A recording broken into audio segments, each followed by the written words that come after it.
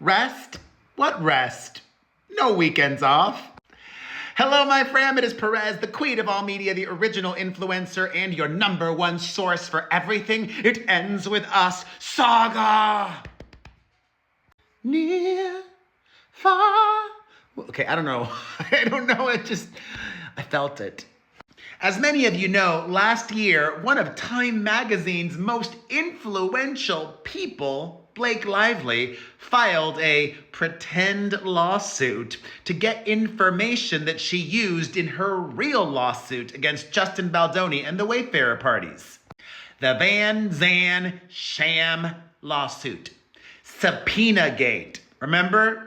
After Baldoni's publicist was fired from JonesWorks, his old PR company, because Stephanie Jones, the boss, found out that Jen Abel was going to start her own company, she got rid of her and took Jen Abel's phone and laptop and, according to the Wayfarer parties, improperly seized all of her communications, including non-relevant personal health-related info and more. That very same day, according to Baldoni and Wayfarer, the publicist for the A-lister, in her own mind, got word of what Jen Abel was saying. How? Stephanie Jones, allegedly. Stephanie Jones is very litigious. It is also rumored that Stephanie Jones then happily handed over Pinocchio everything.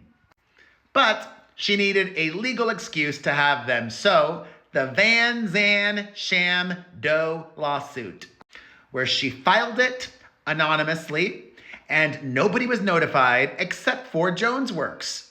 Baldoni, Abel, and parties did not have a chance to respond, even though Vanzan, her company, was alleging breach of contract.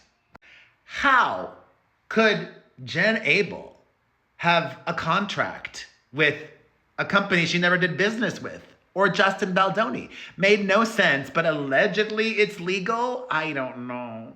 Hella sketch. And that leads us to where we are now. As I mentioned earlier this week, Jen Abel, Baldoni's still publicist, has been fighting with her company to produce the original subpoena, as well as more relevant information that Vanzan is in possession of. Lame Lively has been trying to fight that subpoena, and I've covered that this week. But today, no weekends off for Team Baldoni Wayfarer.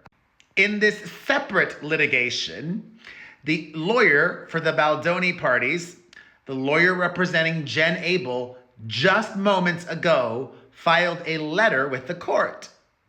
Dated today, it says, "Dear Judge Lyman, defendant and counterclaimant Jennifer Abel respectfully seeks leave to file a reply in response to non-party Vanzan Inc.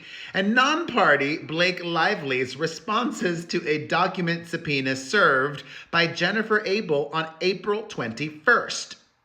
In her answer and counterclaim, Abel contends that Stephanie Jones and her company JonesWorks collaborated with non-party Lively and her counsel to fabricate a sham lawsuit, the Vanzan action, for the sole purpose of obtaining documents that Jones pirated from Abel's phone and iCloud accounts without waiting for discovery in anticipated litigation against Justin Baldoni and Wayfarer Studios, and without notice to Abel or the Wayfarer parties, as I quite so wonderfully laid it all out for you at the beginning of this video.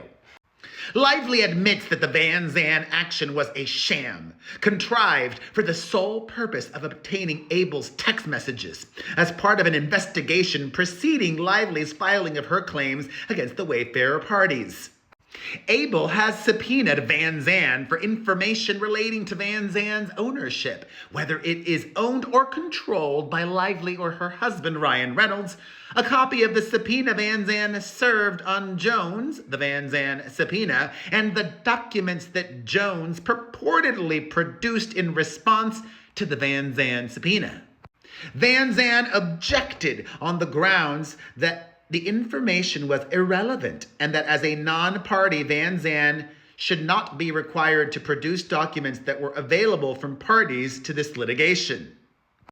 In its response to Abel's motion to compel, Vanzan agreed to produce documents responsive to request numbers 1, 4, 10, and 11 as modified, implicitly conceding that Vanzan's ownership, the Sham Vanzan complaint, the Vanzan subpoena, and the documents Jones produced in response to the Vanzan subpoena are relevant and discoverable. Ellen Garofalo must have been a little tired because there's a couple little typos in this filing today. In other words, Vanzan has withdrawn its objections to requests seeking documents concerning the Vanzan subpoena, which facilitated Jones's transfer of Abel's documents to Lively. In light of this agreement, this letter focuses on the single remaining disputed item, request number 9, and why this court should compel Vanzan to produce Vanzan's communications, including communications between and among Jones, Lively, and Vanzan, or between their counsel, relating to the Sham Vanzan action and subpoena.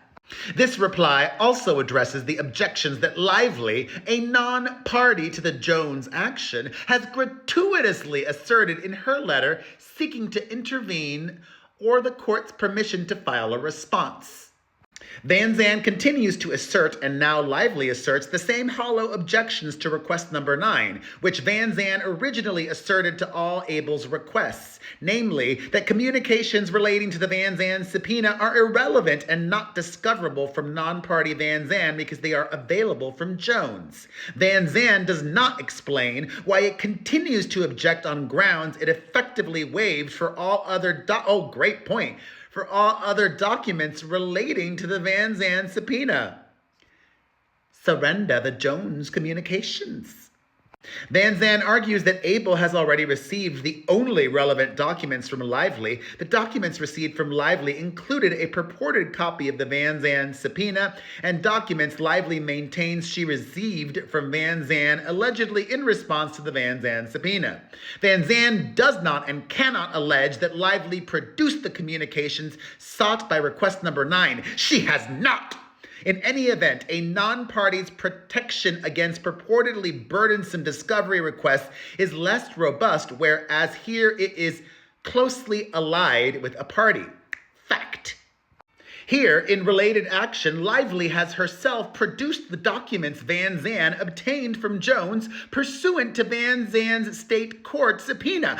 In other words, Lively is Vanzan, and there can be no legitimate contention that it is unduly burdensome for Vanzan, i.e. Lively, to produce the communications responsive to request number 9.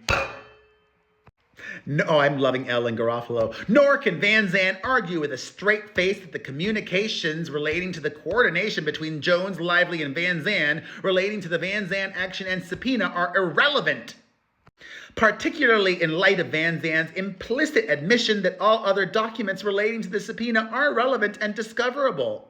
In fact, communications concerning the Vanzan action and subpoena go to the crux of Abel's claim that Jones and Lively conspired to obtain Abel's stolen information and used the Sham Vanzan lawsuit to provide a veneer of legitimacy for Jones's transfer of stolen information to Lively. Such communications will also show whether, as Abel suspects, Jones provided data taken from Abel's stolen phone to Lively before service of the Vanzan subpoena, and Vanzan subpoena was a ruse contrived by Jones and Lively to cover up what they knew was a wrongful disclosure of Abel's communications. Further, even assuming that Lively produced or has possession of the communications sought by request number 9, there is no rule that the party sources must be exhausted before calling upon third parties to produce relevant discovery. For the foregoing reasons and those set forth in Abel's motion, Abel respectfully requests that the court enter an order compelling Vanzan to produce all documents responsive to request number 9 in the subpoena directed to Vanzan. I am Ellen Garofalo's newest fan, who is representing Abel here in today's motion. Granted, if I was the judge, what do you think of this all? What should happen? Let's discuss everything in the comments.